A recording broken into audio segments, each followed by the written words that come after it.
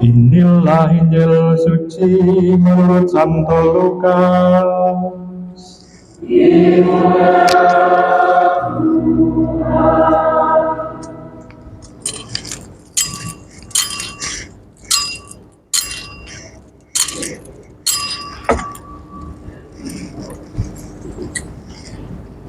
Ketika Yesus bergantung di salib, pemimpin bangsa Yahudi mengejeknya.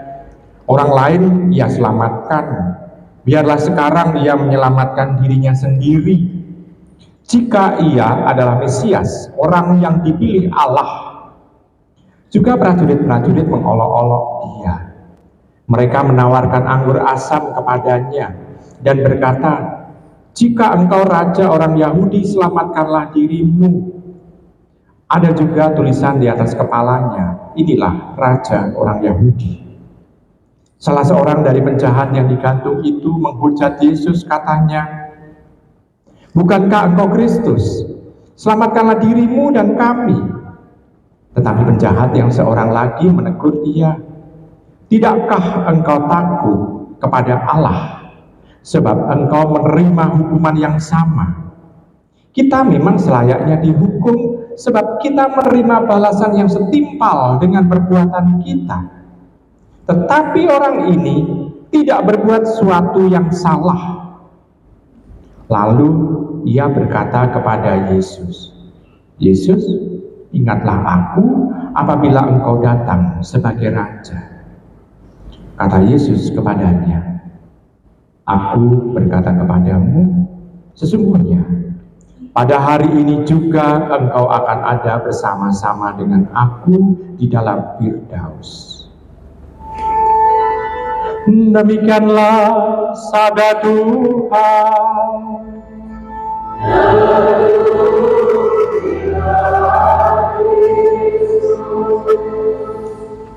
Ibu, Bapak, saudari-saudari yang terkasih dalam Tuhan, pada hari ini sebagai penutup tahun liturgi kita, minggu penutup tahun liturgi kita membaca dari Injil Lukas, karena tahun baru liturgi depan, tahun A, itu kita akan membaca dari Injil Matius. Setiap hari Minggu Injilnya selalu Matius, kecuali Paskah atau masa Paskah atau masa Natal. Jadi kita bisa melihat di sana memang gereja membagi seperti itu. Nah, sekarang pada hari raya Yesus Raja semesta alam, tanda bahwa dia raja itu adalah tahta. Jadi tahta raja untuk melihatkan. Bahkan uskup pun itu mempunyai tahta uskup. Seringkali melihat tahta uskup kan di gereja katedral, maka gereja disebut katedral itu karena ada tahta uskup. Tahta uskup namanya apa? Namanya apa? Tahta uskup itu namanya adalah katedral tanpa L. Jadi nama kursi Bapak Uskup itu namanya katedral. Maka gereja yang ada katedralnya disebut katedral. Maka kenapa kok disebut katedral? Ya karena ada kursi yang namanya kursi tata uskup, namanya katedral itu. Maka tidak semua gereja besar disebut dengan katedral, karena hanya satu khusus, yakni katedral itu, atau ada kursi tahta uskup. Nah, uskup punya tahta. Nah, sekarang kalau Tuhan Yesus sebagai raja, tahtanya di mana? Ibu, Bapak, saudari terkasih, tahtanya di mana? Yesus ditinggikan justru disalib. Inilah tahta Tuhan Yesus. Kita bisa melihat raja ada mahkotanya. Mahkotanya bukan dari emas, tetapi kita melihat dari apa? Dari duri. Nah, ini kita bisa melihat ini simbol tahta yang ditunjukkan kepada kita dalam diri Tuhan. Sekarang kita bisa melihat tahtanya, kita tahu salib. Sekarang bagi diri kita, Kalau dia seorang raja, kalau dia memperlihatkan diri seorang raja, menyelamatkan dirinya atau menyelamatkan rakyatnya atau umatnya, rakyatnya dan umatnya yang diselamatkan, betul? Maka pada saat Tuhan Yesus diolok-olok oleh para prajurit dan orang-orang Yahudi, kalau engkau Mesias, selamatkanlah dirimu. Kalau dia menyelamatkan diri sendiri, apakah memperlihatkan bahwa dia adalah raja? Golek selamatnya diri. Ya, kita bisa melihat contoh zaman sekarang kalau para pemimpin kita itu ada sesuatu hal seringkali menyelamatkan diri atau menyelamatkan rakyatnya. Berarti kita bisa melihat perbandingannya kan ya. Nah, Tuhan Yesus dia tidak menyelamatkan dirinya. Maka pada waktu satu penjahat yang mengatakan, Tuhan, bila engkau datang sebagai raja, ingatlah aku. Hanya mengatakan seperti itu. Tapi Tuhan Yesus mengatakan, pada hari ini juga engkau akan ikut aku ke Firdaus. Memperlihatkan diri bahwa dia mau menjadi penyelamat. Dan kita tahu penjahat itu bukan pengikut Tuhan. Dia tidak orang Kristen. Dia tidak pernah mengikuti Tuhan. Tetapi permohonannya untuk minta untuk diselamatkan, untuk diingat oleh Tuhan, itu menjadi tanda, oh dia diselamatkan. Ini menjadi tanda raja yang sesungguhnya. Dia menyelamatkan tidak hanya kelompoknya, tidak hanya orangnya, tidak hanya rakyatnya sendiri, tetapi manusia yang membutuhkan. Kualitas raja seperti itu. Maka kita bangga punya Kristus yang menjadi raja seperti itu. Dia mau menyelamatkan semua orang, asal orang itu memohon kepadanya.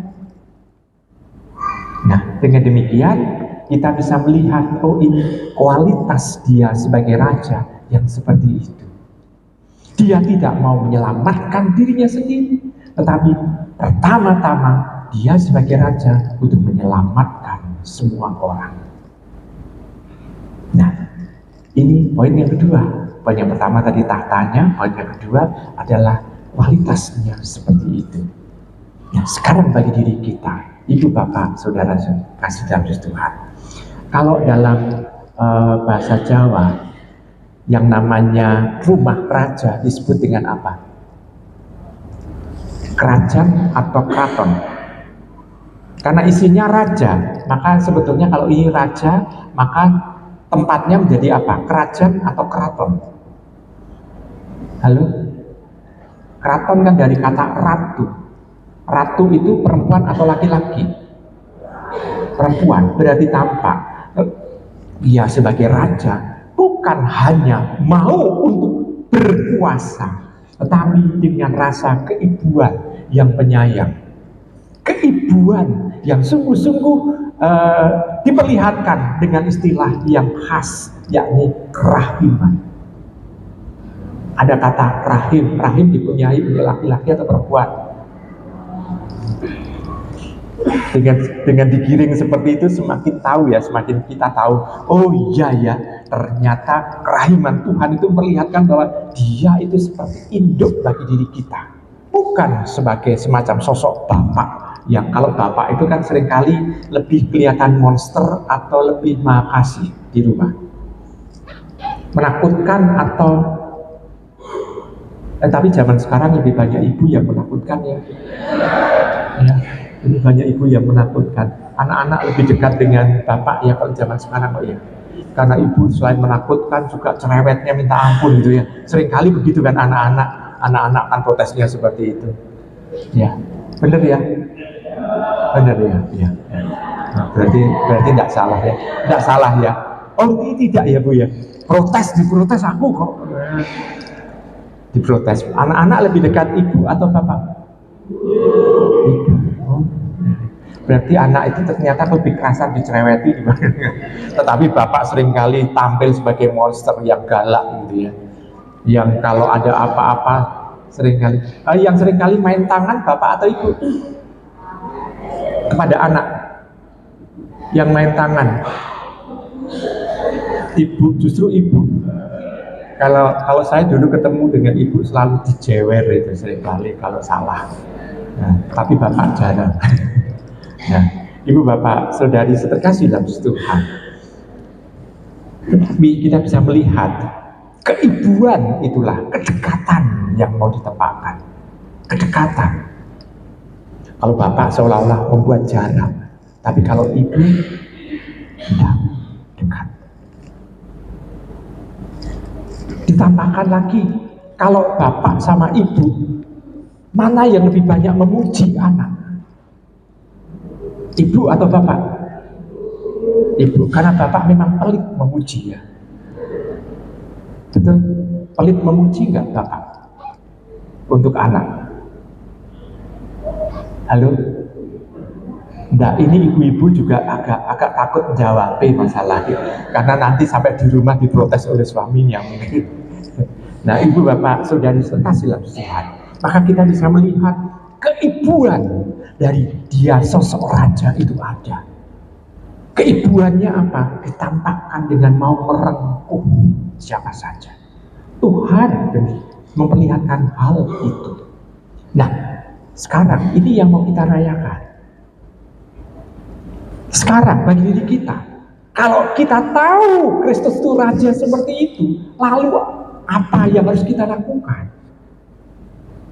Ya kalau demikian, yang mau ditampakkan dalam diri kita harus membuka hati kita untuk kehadirannya. Biarlah dia menguasai hati kita. Kita persiapkan diri kita untuk menyambut kehadiran Sang Raja dalam diri kita. Kalau Kristus meraja di dalam diri kita, pasti dia akan mempengaruhi pikiran kita, mempengaruhi hati kita, mempengaruhi tingkah laku kita, mempengaruhi kata-kata kita. Semua dipengaruhi oleh Kristus yang sudah meraja di dalam diri kita. Asalkan kita membuka hati dan pikiran kita akan kehadirannya. Kita percaya bahwa Tuhan adalah anak Allah. Kita percaya bahwa Tuhan adalah penebus kita. Kita percaya bahwa Tuhan adalah gembala kita. Namun pada hari raya Kristus Raja ini sebetulnya mau menegaskan kepada kita, kembali lagi kita bertanya dengan diri kita, betulkah dia yang kita akui sebagai pencipta kita, sebagai penebus kita, sebagai gembala kita, sebagai anak Allah itu sudah merajai hidup kita? Apakah dia sudah merajai kita? Nah, ibu bapak, saudari terkasih dalam Tuhan, itu sebetulnya yang mau untuk kita lakukan dalam kehidupan kita sehari-hari. Apakah dalam sikap, tingkah laku kita, dalam tindakan kita sudah mencerminkan bahwa kita ini adalah saudara dengan Tuhan Yesus? Nah, ibu bapak, saudari terkasih dalam Tuhan, saya kembali mengingatkan, kita adalah anak-anak Allah dengan baptisan yang kita terima. Berarti Kristus adalah saudara kita. Betul? Nah, saya mau tanya, untuk membuktikan anak dan orang tua itu butuh apa? Pembuktiannya? Butuh apa? DNA kan? Untuk orang tua dan anak. Betul? DNA kan? DNA tanda bahwa oh ya ini adalah anak dari siapa gitu ya. Nah sekarang kalau tandanya kita itu adalah anak-anak Allah apa? Ya DNA itu dalam kata, tindakan, pikiran, perasaan kita. DNA ditemukan nama Allah. Betul? Berarti kalau kita mengaku diri anak Allah, nah harus ada DNA-nya. Saya percaya dan saya yakin panjenengan semua mempunyai DNA karena Anda adalah anak-anak Allah itu. Amin.